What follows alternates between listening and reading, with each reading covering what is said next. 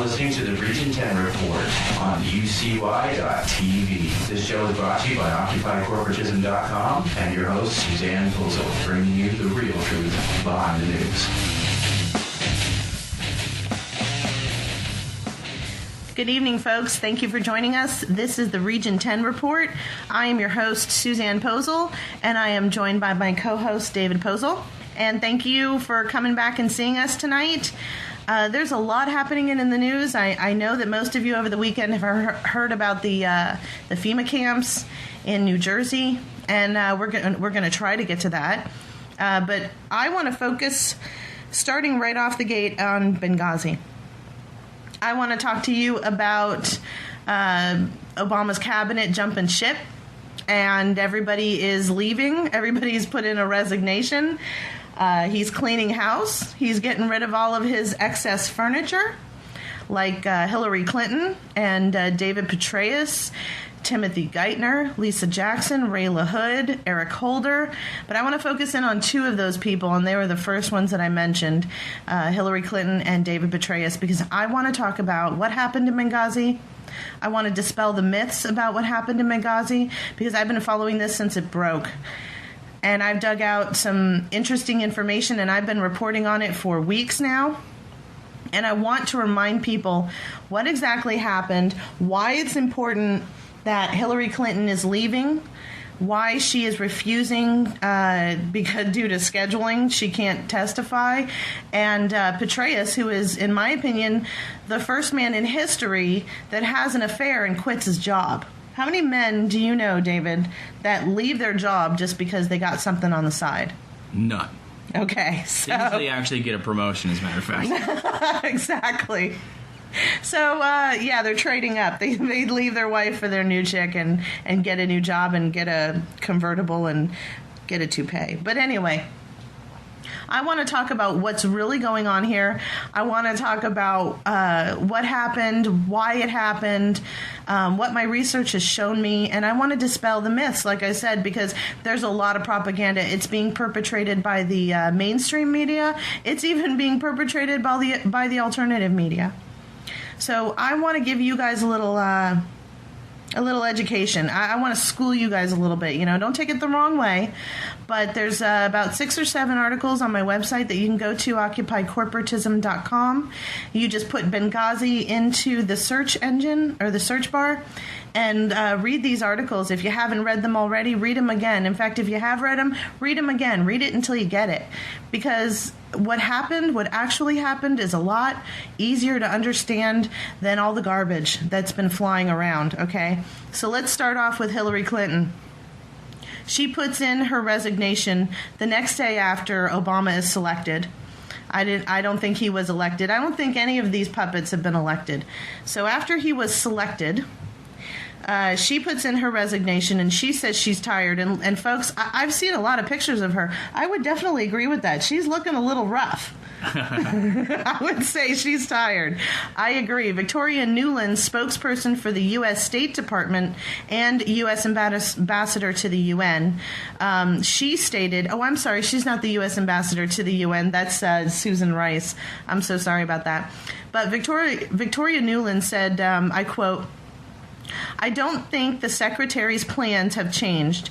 You've heard her say many times that she intends to see through a transition of a successor, and then she will go back to private life where she will enjoy some rest, which she looks like she needs it, and maybe do some writing and all of those other things." Hillary Clinton seems pretty set in her plans. Okay, so one of the, there's a couple of successors to Hillary Clinton, which I find interesting. Skull and Bones laureate John Kerry, who's also chairman of the Senate Foreign Relations Committee, Susan Rice, who is the U.S. ambassador to the UN, Tom Donilon, who is the National Security Advisor. I'm sorry, can't read. And Bill Richardson, former U.S. ambassador to the UN under President Clinton. Also Samantha Power. Let me tell you when we get back from this break. We're going to take a really short break, guys. And when we come back, we will get into Clinton and Petreaus and Benghazi-Gate. Don't go away. You don't want to miss this.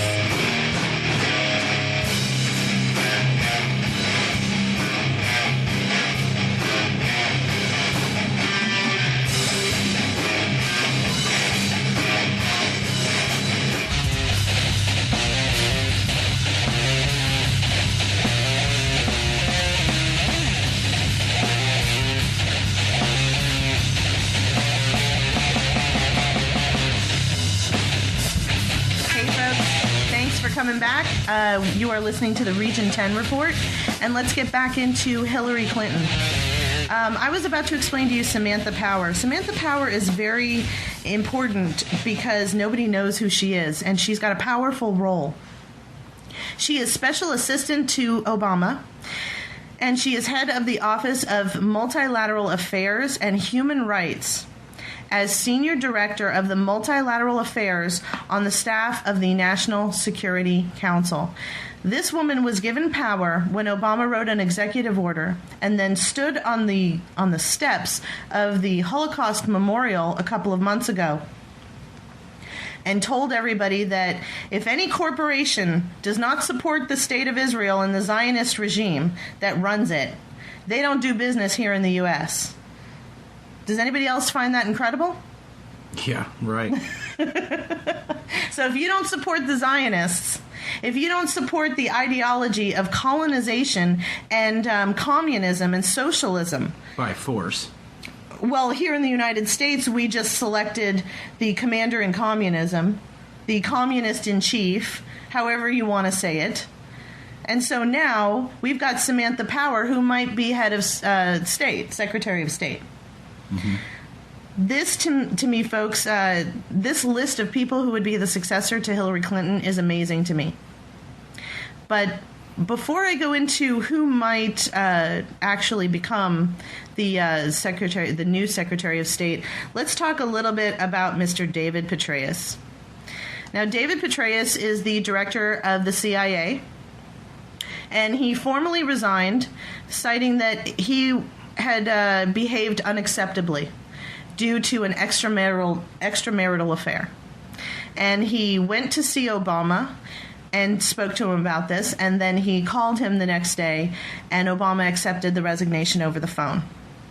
And Petreaus said in a letter that he went to the White House and asked the president to be allowed, for personal reasons, which was because he couldn't keep it in his pants, that he be resigning from his position as the director of the CIA and the DIA. If you're not sure who the DIA is, go Google that for yourself. I'm not going to explain it here, but you might want to know who those people are. They're pretty scary. After being married for over 37 years, Petreaus says, "I showed extremely poor judgment by engaging in an extramarital affair. Such behavior is unacceptable, both as a husband and as a leader of an organization such as ours. And this afternoon, the president graciously accepted my resignation." Now, here's something interesting. Senator Dianne Feinstein said that this affair should not have resulted in Petreaus' departure. And I agree with her. But then she goes on to say that Petreaus would be excluded. He would not be mandated to attend the hearings that are going to go on this week, folks, on Benghazi. And that perked my ears up. Because he's working in official capacity as director of the CIA. And just because he's leaving his job does not mean that he doesn't have to answer for what he did while he was director of the CIA, right? Mm-hmm. Well, it's true. I think he's just trying to get out of the actual prosecution of the agency. So they can go after him on a personal level, but the agency itself is not going to be stopped. Now, everybody knows already that every single person at the top of the CIA is hand-selected. They're all, Manchurian candidates in the first place. So whoever steps in next, it doesn't really matter. Right. And it may matter to the sense of what they're planning on doing. And, when you say that Samantha Power or, Janet Napolitano is going to replace Eric Holder, that matters to me, Yes. And I'm sure it matters to you too. But what they're saying here is with Hillary Clinton, she says, "Oh, I can't show up to the meeting. I can't testify. I've got a scheduling conflict. I'm going to be out of the country. Oops, I'm sorry." Mm-hmm. I'm busy. Yeah. She's busy. She's helping run this country, and she's busy. You know why she's busy, folks? Let me explain some things about John Christopher Stevens. He was promoted less than a year through the ranks from a Pearson Fellow of the Committee of Foreign Relations to U.S. Ambassador. And that promotion, to me, in my opinion, is questionable. He started off as a diplomatic lawyer. He was a foreign exchange student in his youth, and he was versed in multicultural government programs. In other words, he was trained in black ops. Okay, folks? He was deployed to Jerusalem as a political officer and deputy principal officer, as well as working under the title of economic officer in Israel. So he's working for the Zionist regime, okay? And he's a foreign exchange student, and he's studying in black ops, and he's a diplomatic lawyer, all right? Between 2007 and 2009, Stevens was a special representative to the National Transitional Council. This is very important, folks, because the National Transitional Council is the de facto terrorist government that we put into place after we went over there and shot Gaddafi. And the reason why they are a legitimate government is because they have a seat at the UN. So if you flip that sentence around, terrorists sit at the UN and make decisions on international mandate. Okay? So this man is a special representative to the National Transitional Council between 2007 and 2009. And then, during the U.S.-sponsored Libyan revolution, he all of a sudden, after all of that is over, he gets elevated to U.S. ambassador status. And he was recommended to become a U.S. ambassador by Hillary Clinton. And she stated that herself. So, folks, sounds like to me this man is an asset to our country. What does it sound like to you, Dave? Yeah, CIA asset. It's a lot of this is the same story that Obama had, as a matter of fact. Right, Obama was groomed from birth. But in the same ways. He just became a constitutional lawyer instead. Really, it's the same. Right, and his handlers were all communists and socialists. Exactly. So here we have a man, Ambassador Stevens, who is groomed as a child, and he becomes very empowered. And he becomes a U.S. ambassador because Secretary of State Hillary Clinton decides, yeah, this is the best guy for the job. Why is he the best guy for the job? Let me start off by saying this to you folks. Stevens and Smith and two Marines were murdered at a gated villa in Benghazi. And how do I know that? Because the landlord's name is Mohammed al-Bashiri. Bishari. Google that. The U.S. State Department rented a gated villa, a compound with over 6 foot tall walls and a gate in front and land so they could grow food on it, and it's beautiful, it's gorgeous. Of course, the U.S. State, your tax dollars paid for that. Of course it's gorgeous. I've seen aerial shots of this place. It's beautiful before they burned it down. But the U.S. State Department rented this compound, this gated villa, from Mohammed al-Bashiri, and it was used as a housing facility for CIA operations. When Stevens was coming into town, he would stay there. And that's what he was doing. Okay, folks? This was not a consulate. This was not a diplomatic mission. This was not an embassy. Go look it up. usembassy.gov. Please, go look that up, folks. I want you to be empowered. Don't just trust me. Look it up yourself. And you will see on the U.S. State Department website, on their own website, there never was, never has been, and never probably will be a U.S. embassy, consulate, or a diplomatic mission in Benghazi. The nearest one was in Tripoli. And let me give you a little idea of what that's like. That's like the Sandy victims. Sandy goes and hits New York, and FEMA starts rounding up people in Florida and taking them to FEMA camps because they're victims of a hurricane. That's how much of a difference this is. You've got Tripoli on one end and Benghazi on the other. And you've got Sandy victims in New York, and FEMA goes down to South Florida and starts rounding up people to take them because they're hurricane victims. This is night and day, folks. Okay, so Stevens is at this rented villa. It's like going to stay at your vacation home. And what does he do?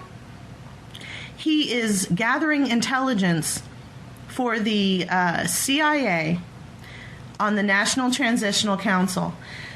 And he's doing this because the National Transitional Council has their own army. But they also like to hire guns. Hey, we like to hire guns. We hire DynCorp.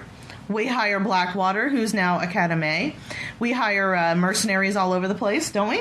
Yeah, absolutely. We just did an article on the DoD talking about how they use mercenary corporations like DynCorp and Blackwater when they create a fake Arab Spring and ruin a country, and then they send in their mercenaries to lock everything down until they can stabilize the population. Not population control, people. They're not sterilizing these people. They're putting guns in their faces and saying, we want you to be peaceful.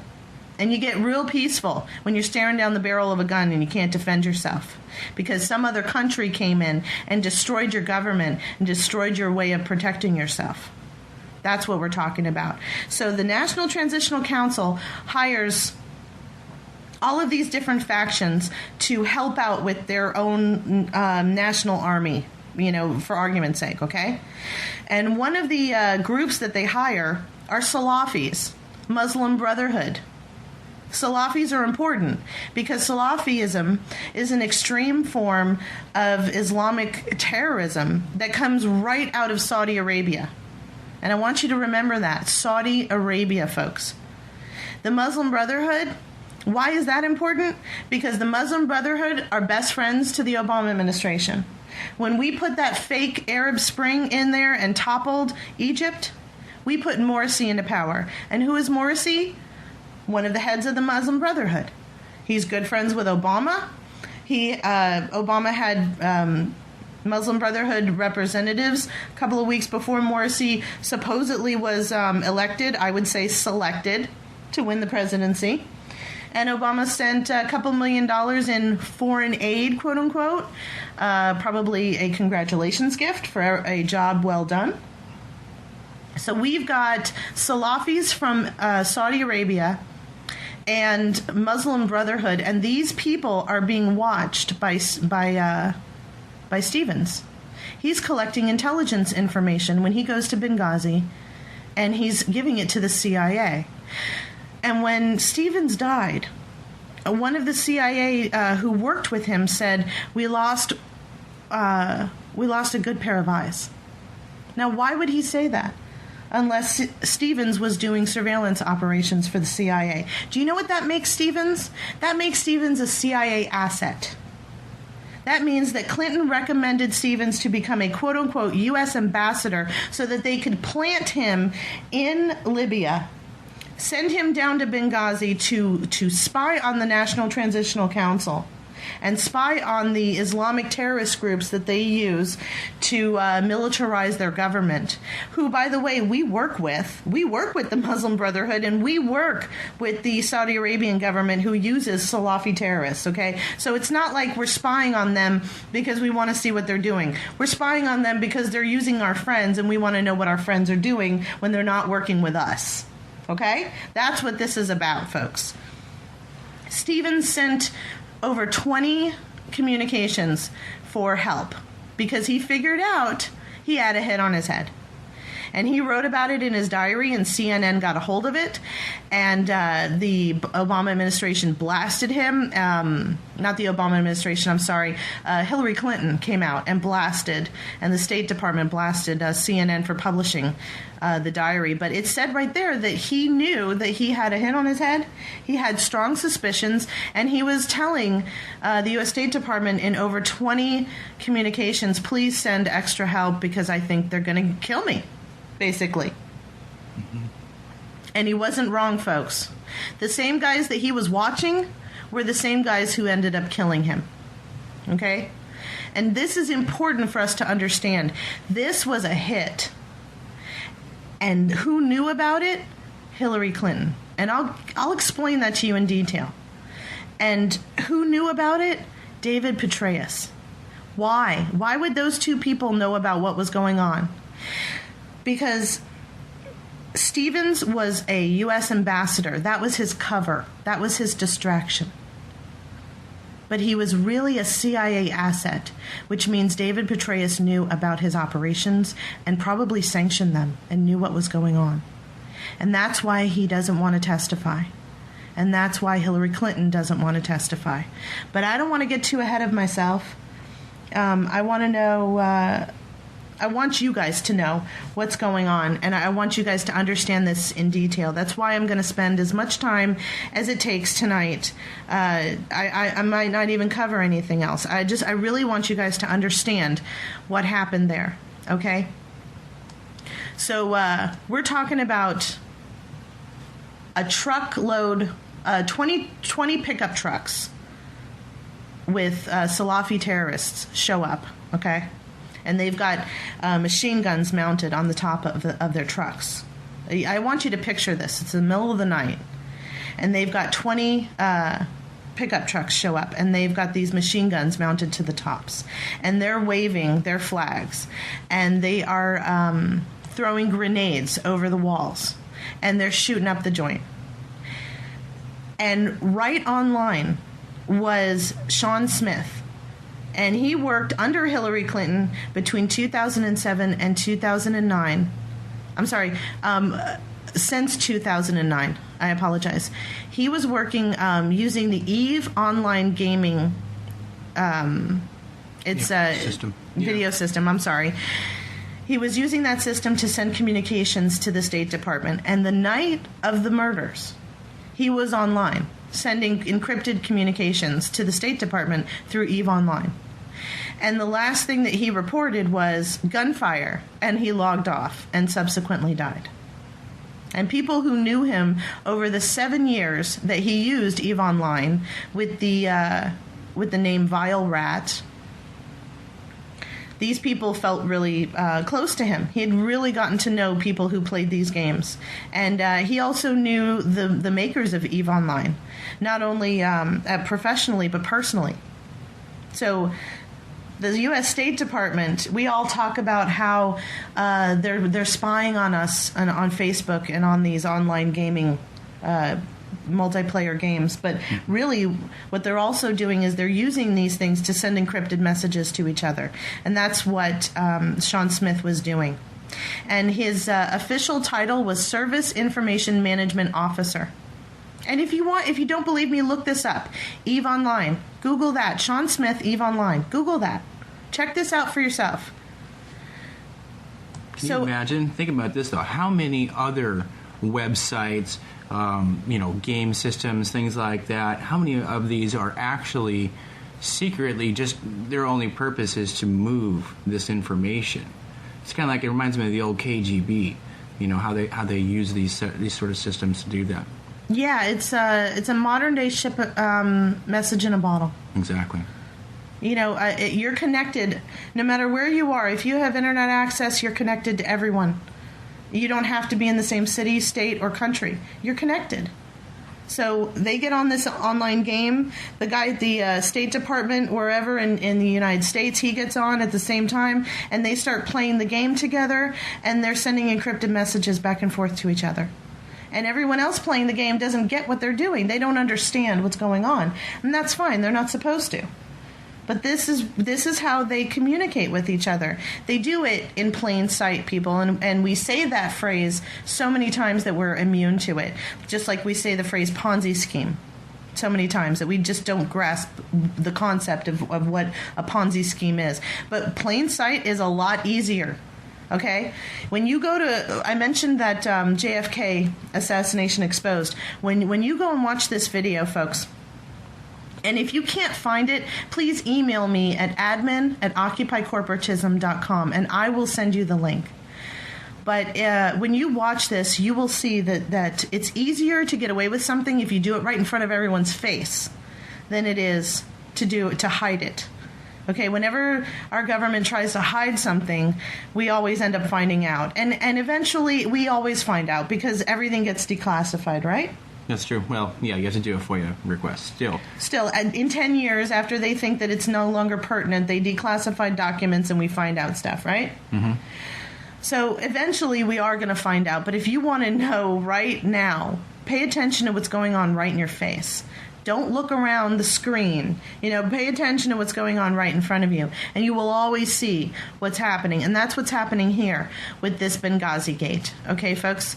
Yeah, if you see that they're talking, if you're reading a news article and it says that this is a consulate or, an embassy of any kind, if you see those words, that should tip you off right away that A, they're not doing their research, and B, they're probably not a good quality information source, or even C, that they're infiltrated, and you definitely don't want to read their information. Right. To me, that's a tip-off, and I'm not just talking about mainstream propaganda. I'm talking about alternative media. Ladies and gentlemen, it's not difficult to Google. We all know how to do it. We all use the search engine. usembassy.gov. In fact, today, folks, I went and looked it up again because I saw an article from a well-respected alternative media site, and I'm not going to name their name. But it was about this Benghazi-Gate that's coming about, and what did Petreaus know? Okay, what did Petreaus know? And that's why I'm doing this show for you tonight, guys, because I know what Petreaus knew, and I want you to know as well. But when I went to this well-respected alternative media website, the first thing that caught my eye in the first paragraph was the U.S. consulate at Benghazi. Ladies and gentlemen, if they can't figure out on usembassy.gov that there was no mention of a consulate, embassy, or diplomatic mission in Benghazi, I would click that little red X at the top of your screen and go to another website, seriously, because they're not doing any research. And you don't want to believe anything else they have to say, all right? If you know that they're lying to you, walk away. If they're hiding something or they're telling you an untruth, seriously, folks, walk away. We're at that critical juncture, ladies and gentlemen, with Communism Part 2, with Obama selected commander in communism. A lot of things are going to get crazy. A lot of things are going to get hectic here. And we don't have time. We barely have any time to wake anybody else up. We need the people who are waking up. If you can hear my voice, then you need to get motivated. And you need to start to understand that it is time to know the facts, to understand, do the research yourself, and get motivated, get up, because we got to get ready for this. Folks, I want to continue this discussion on the other side of this break. And please stay with me, hang in there, and we will discuss exactly what's going on with Clinton, Benghazi-Gate, and Petreaus when we return right after this. Thank you.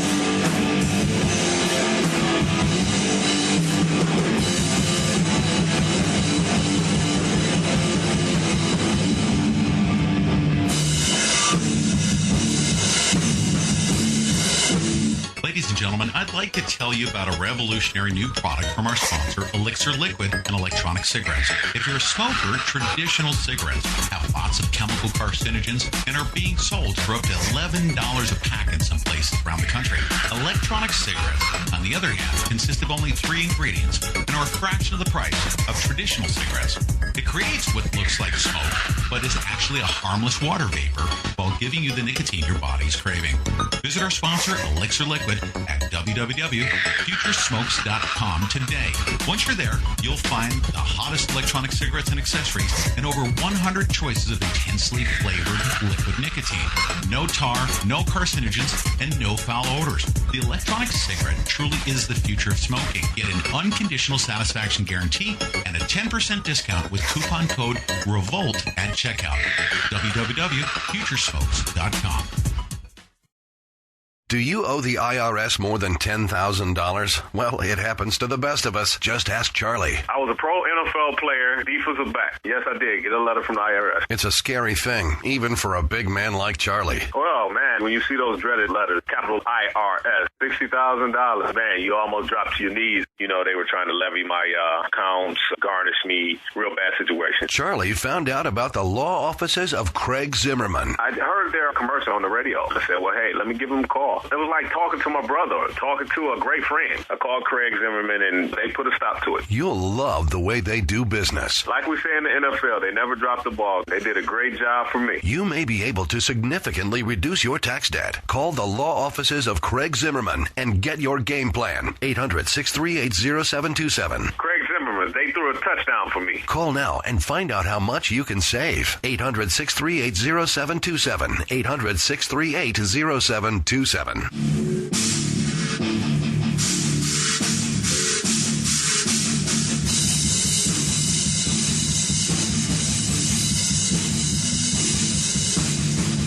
Hey folks, thanks for joining us and thanks for hanging in there. You are listening to the Region 10 Report.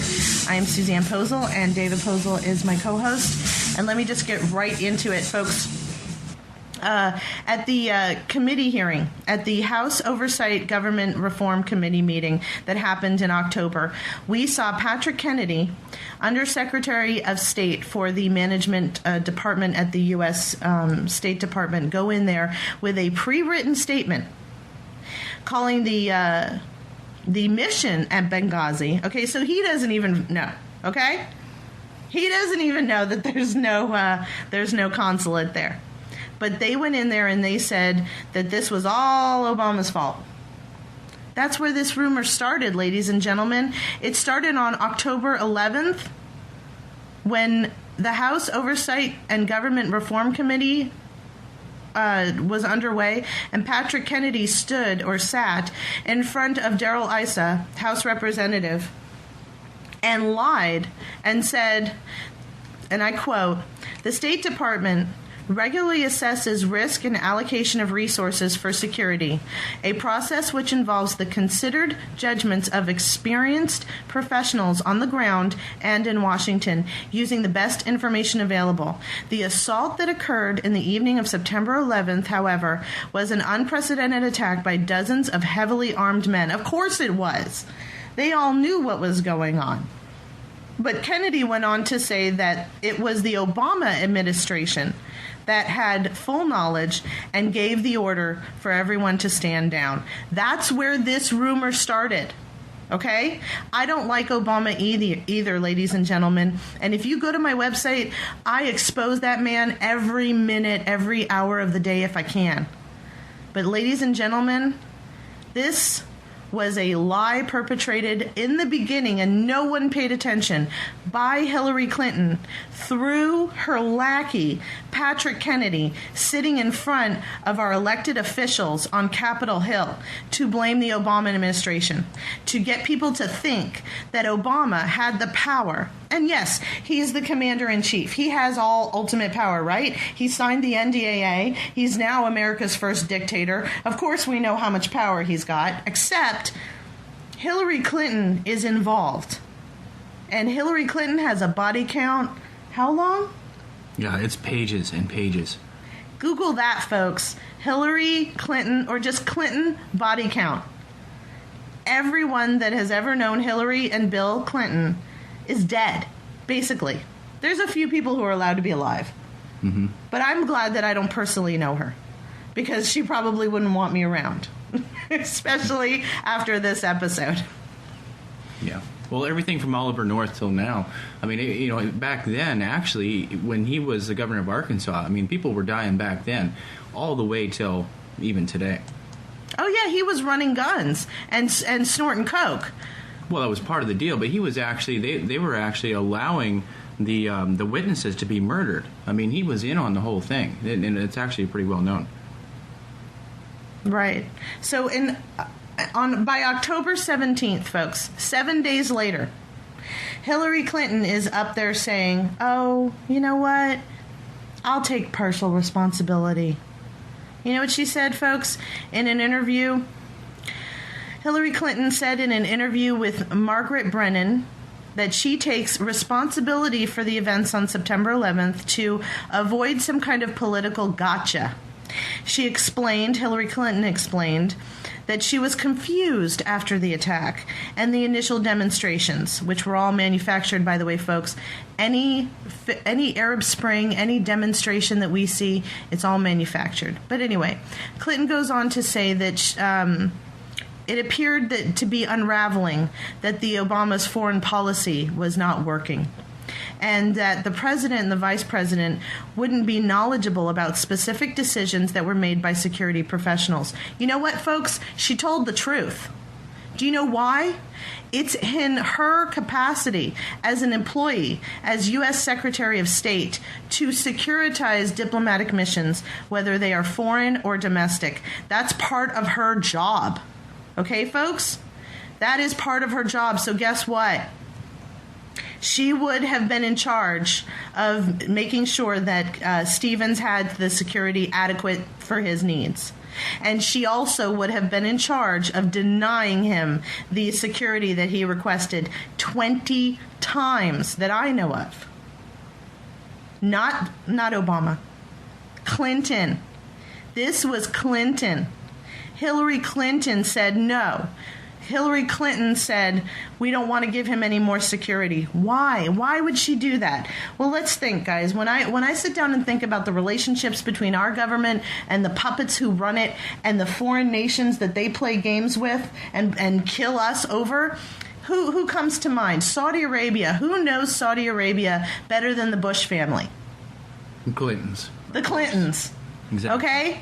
So it doesn't take a rocket scientist. You know, I understand that they're dumbing us down in our public schools, folks, but we have the internet and we can go and look this stuff up. And I really think that we need to do a little history lesson here. I'm not going to do it here on this program. I want you to go and look this up. But refresh your memory on how close Hillary Clinton is with the Saudi Arabian government, and you will understand why she doesn't want this known. And I'll tell you what she doesn't want known. But I want you to go and look up and see how close they are. So Hillary Clinton, first she sends Patrick Kennedy in to speak to our elected officials and say that it was the Obama administration's fault. And that sparked a whole big load of propaganda. A truckload of it. And then she comes out 7 days later and says, yeah, you know, it was my fault because I should have been securitizing him and I wasn't. And she was telling the truth. But you know what? She's also doing two things. She's priming herself. She threw in there that she didn't want it to become a political issue because Obama was running for president. Well, that's a load of crap. Because we all know that she wants to run for president in 2016. And I'll get into a supposition that I have about that. But folks, U.S. State Department, Hillary Clinton, failing in her job, results in the death of a CIA asset, U.S. Ambassador Stevens, who is gathering intelligence for the CIA, who is under the direction of who? David Petreaus. And he's resigning too. Why? Because he had an extramarital affair. Yeah, right. Exactly. Yeah, I get that. I think that's just a big load. Ladies and gentlemen, there's a cover-up every time. And our government, they play stupid in front of us. I mean, look at Bush Jr. Okay. I think he actually was stupid. But we all do think he's stupid, but you know what? I think that man is brilliant. In the respect that he plays dumb so good. You know, like the Three Stooges. Nobody could ever think that these guys were smart men, but they actually were. They were very brilliant men. They were shrewd businessmen, and they are known for being bumbling buffoons, right? Mm-hmm. And we can't think of them any other way. So Benghazi-Gate continues because now we've got Glenn Beck, the champion of the mainstream alternative propaganda. And on one of his shows with Andrew Wilco, he has a guest called Ed Klein. And I watched this show and I couldn't stop laughing. Because I couldn't believe that, first of all, they called it a U.S. consulate. And second of all, I couldn't believe that they were, they never, ever, ever mentioned the fact that part of Hillary Clinton's job, in her job description, is to send security for diplomatic missions, foreign and domestic. No, what this guy, Klein, said after he lied about the gated villa and called it a U.S. mission, he said that the Obamas and the Clintons, behind the scenes, have a very tense relationship. And this directly plays into political theater that is being acted out in front of the public. And you know what, ladies and gentlemen, I don't argue with that fact, because what goes on in front of us is not what's real. What's real, what's really happening. They argue back and forth. It's like in the alternative media. There are some people in the alternative media who claim to hate each other, and they argue back and forth. Some radio show hosts argue with some other radio show hosts in front of each other, but they all go to dinner, and they pick and choose which fights they're going to have. And we just see the fight. We don't actually see them coming out of the restaurant shaking hands and laughing and having a good time, and their wives planning on getting together for a barbecue next weekend. We don't. So, to be honest with you, I don't doubt that. But what I do doubt is Hillary Clinton's husband is arguing with her that she has information on Obama's involvement in Benghazi. And she just won't come out with it because she doesn't want to incriminate Obama. And this all happened, folks, before the elections. But she's holding this. She's doing a good thing. She's doing what's best for her country and her Democratic Party, and she doesn't want to incriminate her commander-in-chief.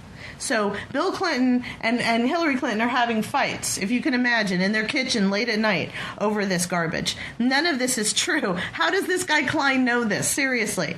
Is he sitting outside their window, their kitchen window, peeking in and watching the Clintons fight over this? This is all rhetoric. This is all... Look, just before Obama was selected, everybody was sure that Romney was going to get it. Even I did. I thought that Romney was going to be president. I was very sure that the global elite were done. Obama was way too communist, way too quick. And his vie for power as a new dictator, as the very first American dictator, was overwhelming. And so I really believed that they wanted to put Romney into power because Romney is just... eloquent enough to put everyone to sleep. And I mean that literally. I don't even know how they sat in their conventions and listened to this man without, catching some Z's or falling asleep and taking a little nap. So I really thought that Romney's job was to put us back to sleep and get us ready for World War III. But they selected Obama. So I think we're kicking it in high gear, but I'm going off on a tangent, and I tend to do that. Let me get back to Benghazi. Klein contends that the Clintons' request for more security for Benghazi would have gone through Central Intelligence Agency, Special Operations, or the Pentagon, and therefore the ultimate authority would have been the President of the United States. This is where Petreaus comes in, because Clinton and Petreaus know that Stevens is really a CIA asset. His cover, folks, like I said earlier, his cover is that he is a U.S. ambassador. He's not really a U.S. ambassador. He's a gun runner. He's running guns from Saudi Arabia to Libya. He's running guns for the Saudi Arabian government to Syria. He's spying on the National Transitional Council in Libya. He's spying on the Salafis. He's spying on the Muslim Brotherhood. He's spying on the February 17 Brigade. And he's taken down notes, and he's passing along his information to the CIA, to David Petreaus, and he's passing along information through Sean Smith to the U.S. State Department through EVE Online. This is what he was doing.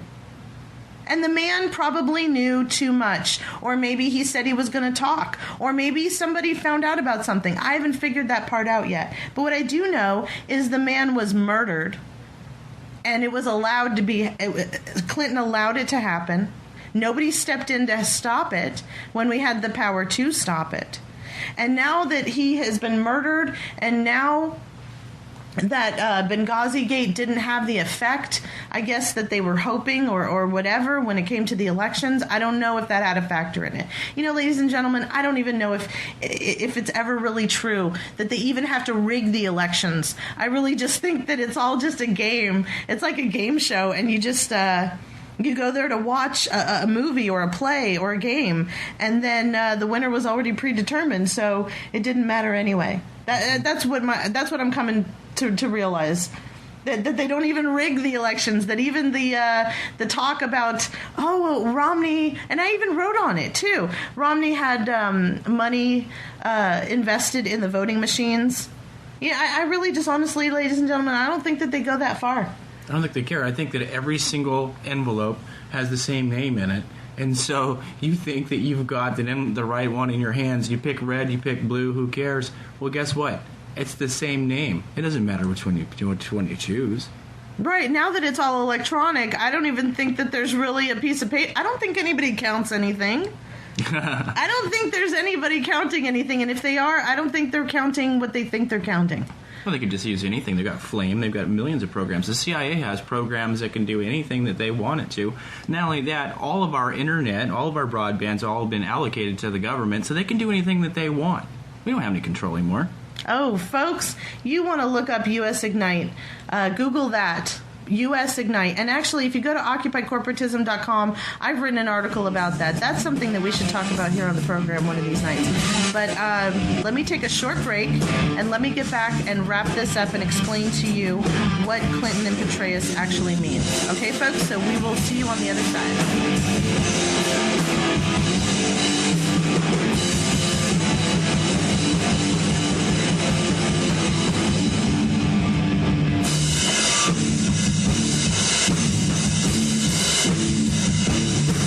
Did you know there's a way to legally wipe out your credit card debt? Stop harassing telephone calls? Even stop foreclosure and repossession? I'm talking about Chapter 7 of the Federal Bankruptcy Code. Federal bankruptcy laws were designed to get the creditors off your back and give you a fresh start. Imagine waking up one morning without stressing about debt. It's true, and it could be you. Call right now at 800-281-2286 to see if you qualify for this powerful debt relief program. We're the law offices of Craig Zimmerman. Craig has been a practicing attorney for 17 years and has an A+ Better Business rating. We know how to make the law work for you to give you a fresh start. We provide a free initial confidential consultation. Don't spend another day wondering what to do about your debt. Call 800-281-2286. The consultation is free, and so is your phone call. You have nothing to lose but your debt, so call now at 800-281-2286. That's 800-281-2286. Office is located in Dallas and Santa Ana, California. Hey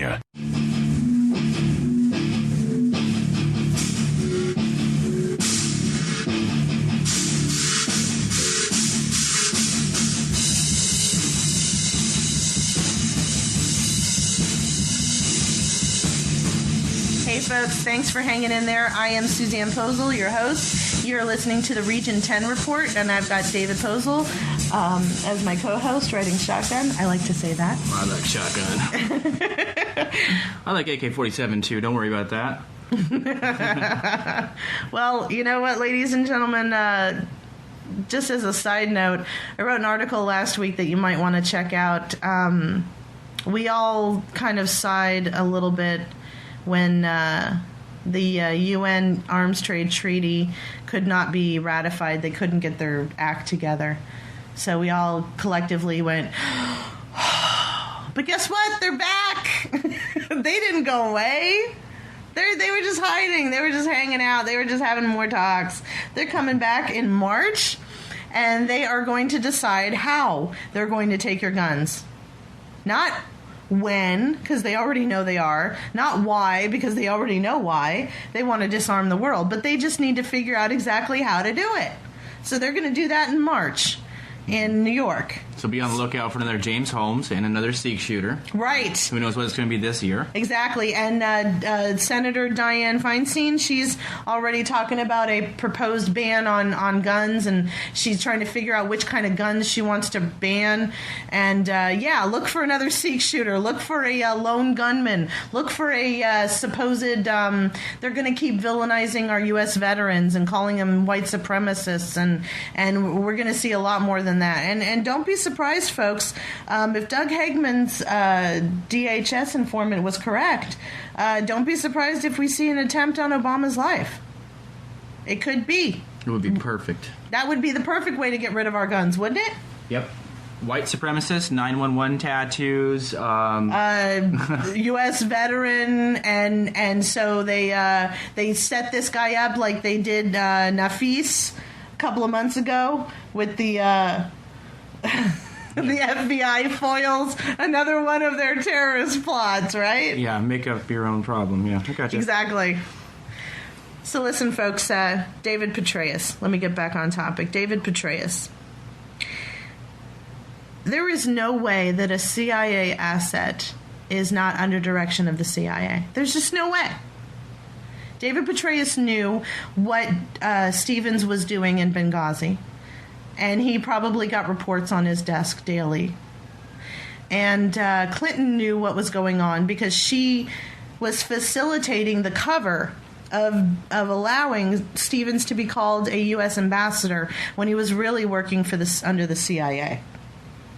So he's collecting this evidence, and the National Transitional Council probably got wind of it and realized, hey, wait a minute, this guy is, why is he watching us? Why is he spying on us? Why is he collecting evidence? Why is he collecting names? Why is he got secret oil contracts between the Saudi Arabian government and the U.S. in that gated villa over there? Let's see if we can get some of our Salafi brothers together, and we'll go kill that SOB. Let's call that a counterintelligence mission. Right. Exactly. So the terrorists that we work with and a sympathetic terrorist government, which I'm calling the Saudi Arabian government here, gets together and says, look, we don't know what you're doing with all of this intelligence, but we sure as hell don't like it. And we're going to just kill your guy.